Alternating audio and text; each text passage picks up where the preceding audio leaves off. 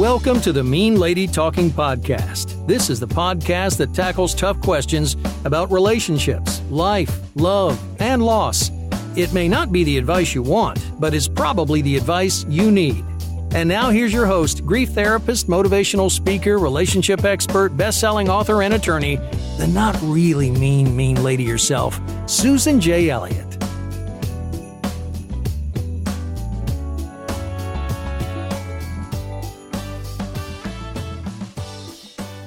Welcome, everybody, to the Mean Lady Talking Podcast. My name is Susan Elliott, and I am the host of this podcast. And in this first episode, I'm just going to give you a little bit of history of the podcast, of who I am, how this all started, and how we're going to have the shows twice a week on Tuesdays and Fridays, 2 different formats, and I hope that you will come to love the podcast the way you've loved the blog and the Facebook group and the books and everything. This is amazing to me because many people who know the history of getting past your breakup, getting past your past, and getting back out there know that I was a therapist in the 1990s, and after going through my own therapy, I had started groups, and I was doing private counseling. I was also doing diagnostic psychiatric work where I was an emergency services clinician, and I worked with a very large population of people with personality disorders. And then I left the field to go to law school. And one of the reasons that I left to go to law school, and I talk about this in the beginning of Getting Past Your Breakup, was because I would teach these motivational seminars, Getting Past Your Past, and I would, try to tell people you can be anything you want to be. I had just left a very abusive, destructive marriage several years before, and I threw myself into therapy, and I threw myself into self-help groups and read every book on the planet, and then I went back to school, and I was doing community groups with women who had been abused. I've been doing groups with people going through divorce. And I'd also done my graduate school internship in a really hardcore drug treatment program where people were court-ordered into this very long-term treatment program. So I was basically molding the program that was going to become Getting Past Your Past by the things that I was learning, by the programs that I was participating in. One of the big ones was Investment Excellence that was founded by Lou Tice of the Pacific Institute. I was a corporate trainer. I had been in the technical world, and I was working for a large corporation as a technical person, and they sent us to Investment Excellence to kind of get us, moving in the right direction in our careers.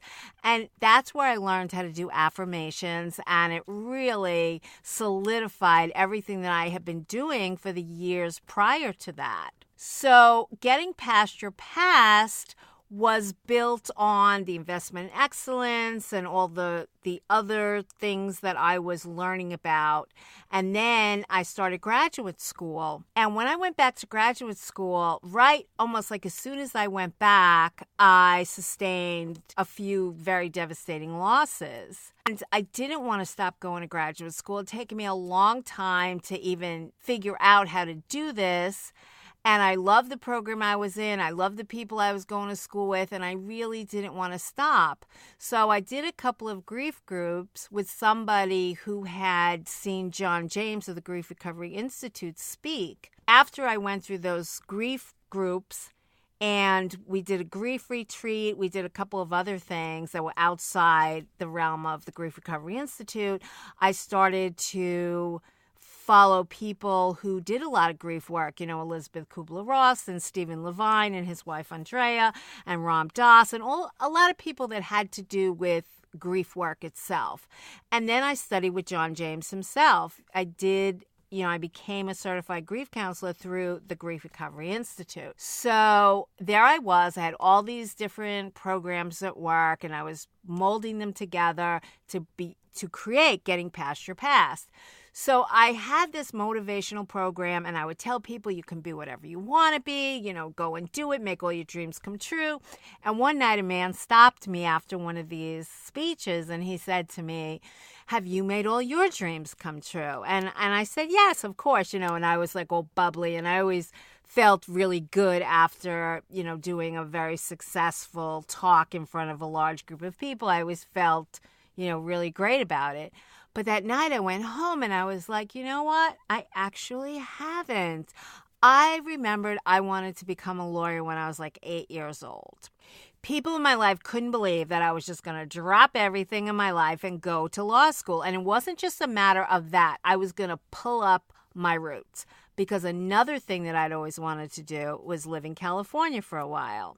So my idea was to go to California. Now, there's a whole bunch of other things that happened to me as a result of Getting Past Your Past and of having this wonderful program in my life that I was teaching, that I was bringing to other people, and that I was using in my own life. Part of that was getting into a wonderful relationship with a man who loved me. I had been in abusive relationships, and it was 9 years between my first marriage and my marriage to my husband, Michael, who was the love of my life.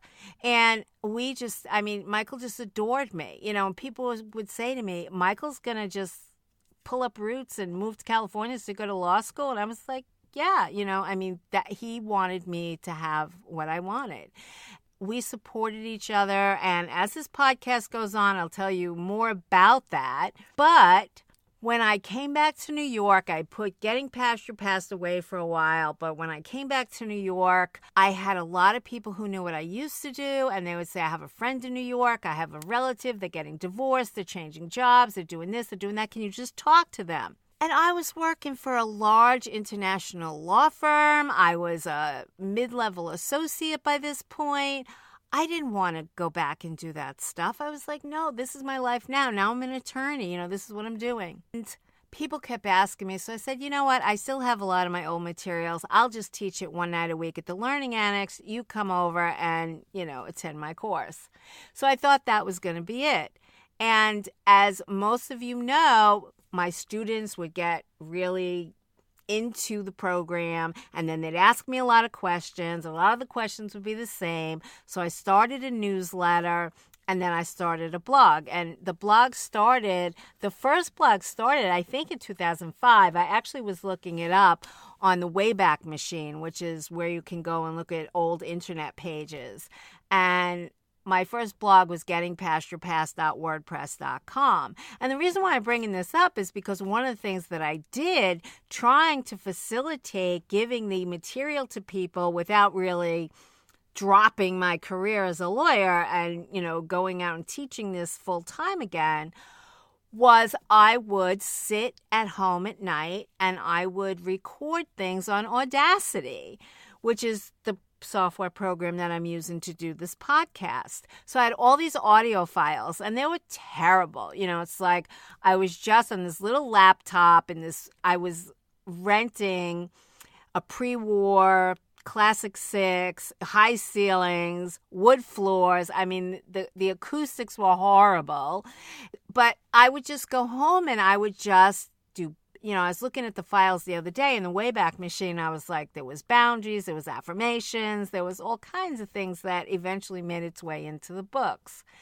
But it feels like now with the podcast, I'm coming full circle, because this is kind of where I started. I started with the audio files. And what happened, long story short, or long story a bit shorter, people started coming to the blog that weren't in my classes. And I was like, who are these people and why are they coming here? Like, this is supposed to be a private blog for my 12 students or so that keep asking me questions. I don't know what happened. The terminology is the blog went viral, and it sounds like, this overnight sensation, but it really scared me. I didn't know what was going on. And then I decided to do a weekend seminar because the Learning Annex would only do 2 hours. And people were asking me, if I come to New York on the weekend, will you do a seminar? And I remember one of the first seminars I did was in March of 2007. And there were 2 people there that weren't even from the United States. And I was like, are you kidding me? Like, you came to New York just to do this workshop? And it was like amazing to me. Like, I couldn't believe it. And people kept asking me for the book. Where's the book? And I would say, I don't have a book. I have these audio files. They're not very good, but, I'm not charging a lot for them. They're like $1.99 each. Go to the site and get them. And people were like, no, I want the book. I want the book. And I noticed that most of the people that were coming had been coming off of breakups. So when I started to talk to other people about what it would take to publish a book, I figured I could get the audio files, I could get transcribed, and then I could just put them in a book. And it's not quite that easy. So when I teach in my affirmations courses, I looked into what I need to do, and I needed to do a book proposal. And I write all day long as a lawyer, and I write very tedious legalese. And when I looked at the book proposal, I was like, oh my goodness, this is like the worst legal writing, only 10 times worse, that you don't even know if it's going to work or not. You have to get an agent, then you have to get a publisher. I went to 2 different classes on writing a book proposal. I'm like, I'm not doing this. This is terrible. Like, I just had this mental block about the book proposal. But people kept asking for it. And one of the places that asked for it was Zonta International, which is a women's organization. And I looked up their work and I looked up what they did, and they were asking me for the book because they knew that I had been a domestic violence victim and that I'd been a survivor. And they wanted the book. And I was like, oh my goodness, I have to write a book. So I used affirmations to convince myself to write the book proposal, and get it out there. When I first started getting it out there, I had agents who said to me, the relationship space is saturated. There's nothing new. You got nothing new to say. Forget about it. I did not let those first few agents deter me. I was one of these positive, thinking people. And I figured I will get 100 rejections before I decide to not do this. And at that time, there was self-publishing, but it wasn't as easy as it is now. So I looked into that, and there was something then called a book shepherd. And for many thousands of dollars, a book shepherd would get you into all the different things that you had to do to publish a book, including distribution. Distribution was the big thing. And I was like, where am I going to put all these books? Because you basically have to print the books and then ship them out. And I'm thinking, how am I even going to afford this? So I had looked into self-publishing and just decided that that was not the way that I was going to go. It didn't really take me long to get an agent and a publisher. It really happened quite quickly. But when Getting Past Your Breakup was published, I didn't expect, based on some of the negative comments from agents, I didn't really expect, any fanfare about this book. And so I was really surprised when I started to receive it. And when my second book, Getting Back Out There, came out, Publishers Weekly, which is sort of like, the be-all, end-all of publishing, like that's the golden word in publishing, their review of Getting Back Out There called Getting Past Your Breakup my 2009 acclaimed debut. And I was like, really? It was an acclaimed debut? One of the reasons why Getting Past Your Breakup was so hailed the way that it was because I was one of the first to talk about grief in breaking up.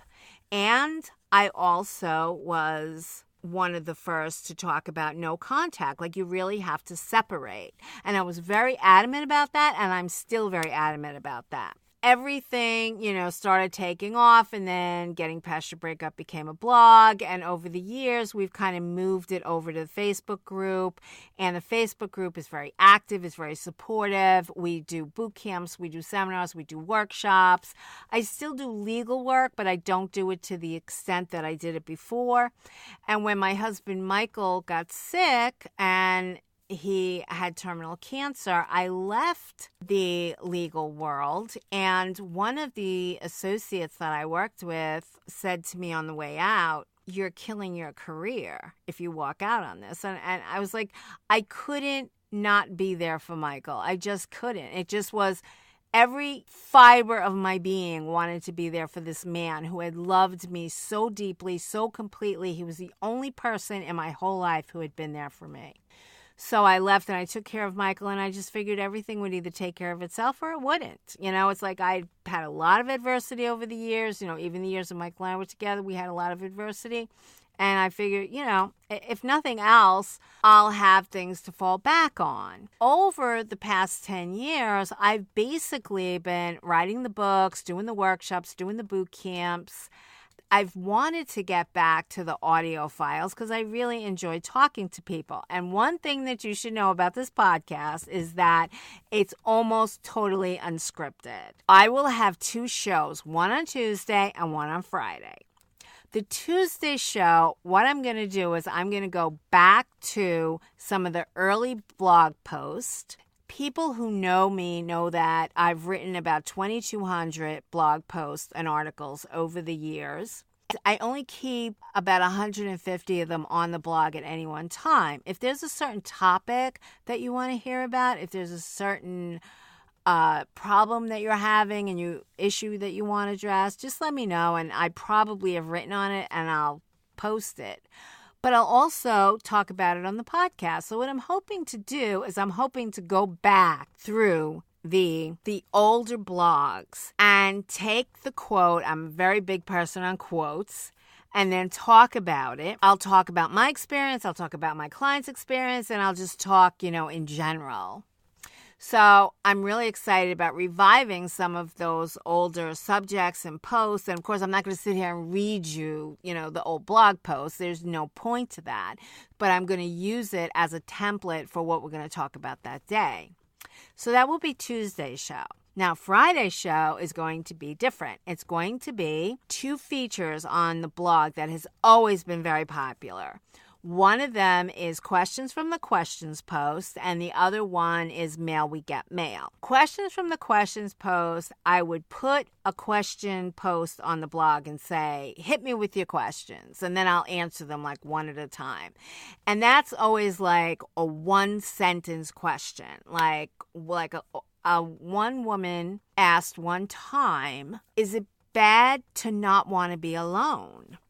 And I actually did a video on that. So it was a 1-sentence question that I was able to do a whole video on. So even if you think that it's a very simple, basic question, ask it, and I can roll with it. The other feature is mail we get mail. And that's where you can write to me and you can say, okay, this is my situation and these are the issues and this is the history and this is what's happened. I will take out any identifying information unless it's something that absolutely needs to be there. I will take out all the identifying information and I'll answer that on Friday's podcast. So Friday's podcast is going to be you talking to me. I've let people in the Facebook group know. I've let people on Twitter know. You can follow me at Twitter. It's at Susan J, SusanJae. And you could just send me the questions on Twitter. You could send me the questions in the Facebook group. You can email me at meanladytalkingpodcast@gmail.com. Now, why is this called the Mean Lady Talking Podcast? Well, there's 2 reasons. The first reason is that one of the things that I'm very big on is standards and boundaries. And people who know me know that I harp on these all the time. Boundaries, boundaries, boundaries, standards, standards, standards. But when I was first getting boundaries and standards, I was still sort of under the thumb of my ex-husband who was always yelling at me. And, I'd spent all these years with him where he was yelling at me. I did nothing right. And, I would just be running around like a chicken without a head. I had grown up in a family like that, and you gravitate toward what you're comfortable with. Your comfort zone doesn't mean comfortable as in kick your legs up, in front of the fire. Comfort means what you're used to. It's what's familiar, and the word familiar comes from family. So my family was like that, always trying to figure out what you're doing wrong and how you're doing it wrong, and then put you into action to run around like a chicken without a head to make things right. And you don't even know half the time what it is you did wrong or what it is you're trying to do right. You're just like a mess all the time. My husband was like that. My mother was like that, and I was always jumping, and I have a video that I talk about being so hypervigilant and, trying to scan the horizon all the time to figure out, what did I do? What did I do? What are they going to say? What are they going to yell at? What are they, blah, blah, blah. When I first started going to therapy, my therapist was like, you got to stop this. Like, you need to tell these people no. And I was like, tell them no. Oh my God, if I tell them no, they're going to tell me how lazy I am, how stupid, how I don't do anything right. And now I've got the gall to say no. They're going to make a laundry list of everything they've done for me over the years and all the horrible things I've done, even though half of them are made up and blah, blah, blah, blah, blah. She says, if you want to get healthy, you have to learn to say no. My ex, and I remember this so clearly, we had a house next to the house that we lived in, and his grandmother lived there, and she had taken care of my kids for a few years. When we separated, he moves over there, and then he's coming in the house all hours of the day and night. And I'm like, I can't handle this at all. So I moved out. I'm like, I can't handle this. I mean, I was a nervous wreck. I jumped every time a noise happened, and I was just a nervous wreck all the time. So I left. I took the kids, and I left. He calls me up, and he's like, you took those kids away from my grandmother. She watched them for so many years. You don't even care. You don't bring them to see her, blah, blah, blah. I was like, oh my God, let me bring them to see her. So I'm running around like a chicken without a head. I didn't have a job. I'm looking for a job. I'm trying to get acclimated to this new, separation thing. And he's got me running all over hell, to bring the kids to his grandmother. One day he calls, and I didn't want to do it. And I said to him, and I don't even know where this came from. It must have been my therapist's influence. And I'd only been in therapy about 3 or 4 months at the time. I said to him, you know what? They're your kids and your grandmother. You take them to see him. And he was he was sputtering. What do you mean? I'd never said anything like that to him before. And he was like, what are you talking about? I was like, look, she's your grandmother and they're your kids. You take them to see her. And he says, I can't believe you're being this mean. And I was like, oh my God, I'm being mean. Oh, I'm mean. That is mean. His grandmother doesn't deserve this, So I go off in all these rationalizations in my head, how I'm being mean. Go to my therapist, and my therapist goes, do not back down when he tells you that you're mean. She says, if you're going to set a boundary, people are going to push back on you. They're going to try to get you back where you belong, which is under their thumb, which is doing what they want you to do. She said, consider being called mean a compliment. And I went, oh, okay. So then I was going around setting boundaries with everybody, being called mean and going, thank you, and, toddling off. And my life became so much better, so much better. So I was quite proud to be mean. But the other thing is that when I did first start this journey, and you'll hear a lot of my stories, and I do have some reviews on Amazon where people say, oh, this woman talks about herself too much. So if you don't like a woman who talks about herself, this is not the podcast for you. But a lot of people, and I would say the majority of my readers, like the fact that I've been through all this. It's not that I just have the degrees. It's not like I'm a talking head. It's I actually know what I'm talking about. I've been through this. I do not ask anybody to do anything I haven't done. You hear advice from me, you know that I have followed that advice at some point in my life and it works. And believe me, I've read a lot of books that I tossed away. I went to programs that I went, nope, not for me. I went to, I checked out this technique and that technique and whatever. And I have rejected what didn't work and I've accepted what did work. And it's not just me. It's 25 years of experience, both before I became a lawyer and after I became a lawyer. I know what works. So anyway, to wind back, a couple of months after I was separated from my husband, he wanted to switch cars with me.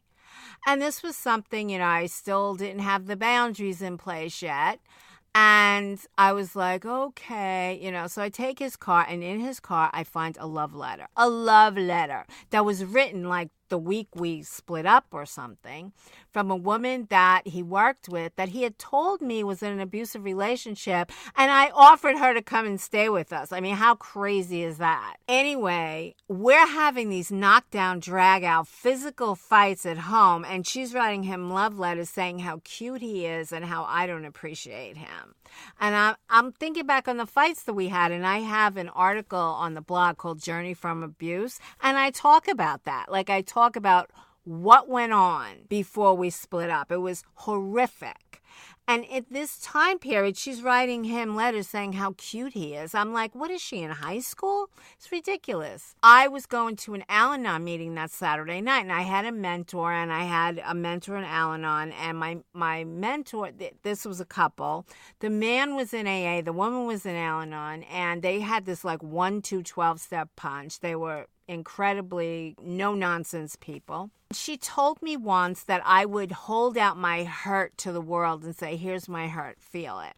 And she would say, that's not getting you anywhere. You can't do that. You have to own your hurt. Pull your hurt back in, own it, and heal it.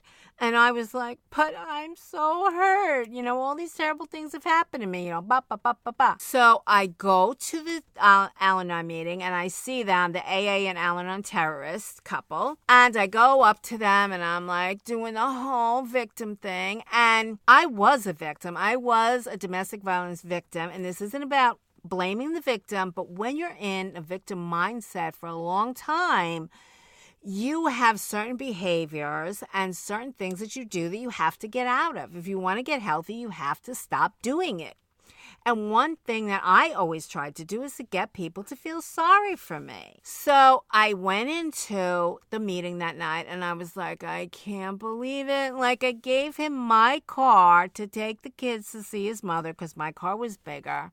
And what thanks do I get? I find a love letter to him in his car.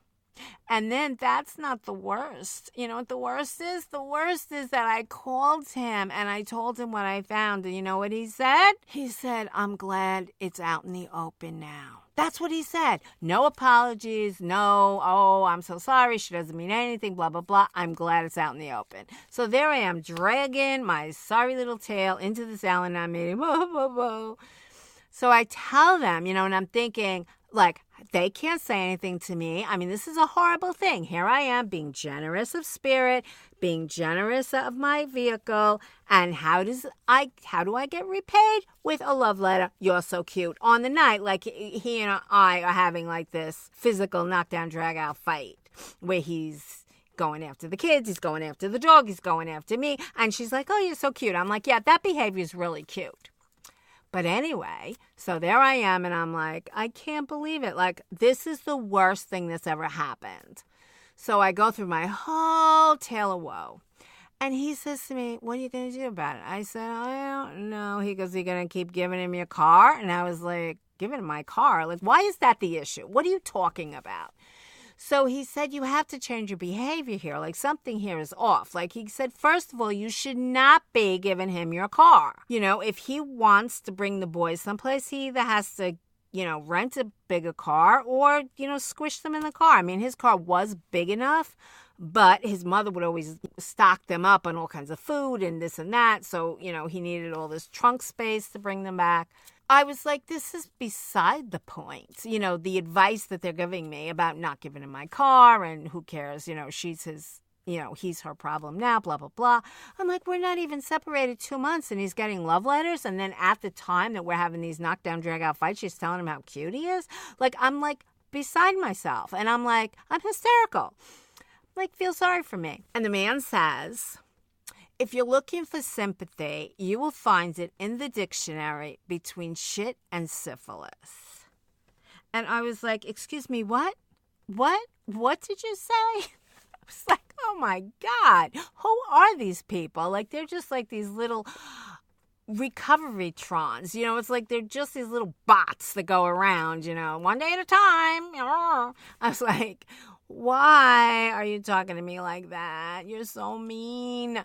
I was surrounded by these people. I remember I had a boyfriend, or, he wasn't anything wonderful to write home about, but he was a boyfriend. And he moved away and he sent me a letter that basically said a whole bunch of platitudes, one day at a time, absence makes the heart grow fonder. I mean, the whole letter was just one cliche after another. So I showed it to my therapist. I was like so happy. I was like, oh my God, look, like he wrote me this wonderful letter. She reads it. She like basically drops it down with disdain in her face. And she turns to me and she goes, "Oh, how original." I was like, oh my goodness, like, what is it going to take with these people? Like, they're all such monsters. But all these people, and there was many more, and if they had felt sorry for me, if they had taken my hurt out of my hand, if they had said, "Oh, this is a wonderful letter," I wouldn't have gotten any better. I would not have gotten any better. I mean, they basically had to shake my tree. You know, they basically had to get like all the victim mentality out of me. And my therapist said to me one night very clearly when I was going on, about something, she said, "Take the V off your forehead and get real about your life." And I was like, oh, great. But over the years, that's what got me well. Nobody holding my hand, nobody feeling sorry for me would have gotten me well. It would have just kept me stuck. So when I give advice, people will say to me, "Oh, you're so mean." Because I have used, if you look for sympathy, you'll find in the dictionary between shit and syphilis more times than I care to tell you about. Over the past 25 years, I've used it hundreds of times. So I give the same kind of advice. And the tagline on the podcast is, it might not be the advice you want. You might want somebody to feel sorry for you, but it's going to be the advice you need. And that's what we're doing here. That's what I'm going to be talking about. Tuesday and Friday, I'm hoping that each podcast is going to be between 30 and 45 minutes. I don't see me going over 45 minutes. I read somewhere that like the national average drive to work is 45 minutes. So I was trying to become aware of that. But I really want my listeners to understand that this is your podcast. I mean, just like I did with the blog over all these years, I have always responded to what my readers want to know. That's how the blog went viral, because people were saying to me, my ex wants to be friends. My ex doesn't love me anymore. I don't know how to get closure. I don't know what to do. I have kids. I don't know how to go no contact. I feel like I'm never going to stop grieving. Every single thing that I wrote about in the early days of the blog was about breakups and relationships and what nobody ever teaches us. Nobody ever teaches us it's okay to grieve a relationship with somebody who's basically a complete banana head. People would say, "Oh, don't waste your tears on that person. That person hurt you. You're not going to cry over them." No, your grief belongs to you, and you have to express your grief. The fact that this person's a banana head has nothing to do with the fact that you lost a relationship that you once valued and you once saw a bright future that is no more. When I started talking about that stuff, when I started writing about that stuff, and I was responding to the things that people were talking about, and the blog started in November, and the holidays were coming, and people wanted to talk about getting through the holidays without their ex. It was their first, post-separation, post-divorce, post-breakup holiday. They didn't know how to do this. And I told my story about getting past the first holidays and how I envisioned that my ex was having this Norman Rockwell Christmas, with all the kids in like matching ugly sweaters or something in front of the fireplace. And nothing like that happened, but it was my overactive imagination, that kind of carried me away. And all of these posts spoke to people, and that's why the blog sort of went a little crazy. So I've always, from the very inception of the blog and every iteration, the books, the workbook, the Facebook group, everything, all of my seminars, my workshops, and my boot camps, I have always tailored it to what my readers and now my listeners want to talk about. So please, please, please, I'm going to have the Mean Lady Talking page on Facebook. So it's a public page. Don't want to put on a public page because the page is public. For right now, if you want any kind of subject, any kind of topic, any issue, you could either do questions from the questions post, you can do Mail We Got Mail, that's for Friday's show, or you could say for Tuesday's show, can you talk about this? The email address is meanladytalkingpodcast@gmail.com. And there's also the Mean Lady Talking Podcast Facebook page And I'm going to do a Mean Lady Talking Twitter account, which I haven't set up yet, but I'll put that on the Mean Lady Talking Facebook page. So please get in touch with me. Please let me know what you want to hear about. And when we start rolling, please let me know what you like, what you don't like, what you want to hear more of, what you want to hear less of. And I hope that each episode I can give you something that will be helpful. I hope that you enjoy the podcast. I hope you become a very active audience. I hope you let me know, just like the blog readers have, just like the Facebook group does. Let me know what you think. And let me know what you want more of and less of. And we will definitely play to those requests. So thank you very much. This is the Mean Lady Talking. And I'll be talking to you again on Friday. And I'm going to do some of the old letters that I had, but the response will be new. I'm not going to read off the old articles, as I told you earlier. Tune in for Friday's show, and then tune in for Tuesday's show, and then tune in for Friday's show. So, see you again. Let me know what you like. Let me know what you don't like. And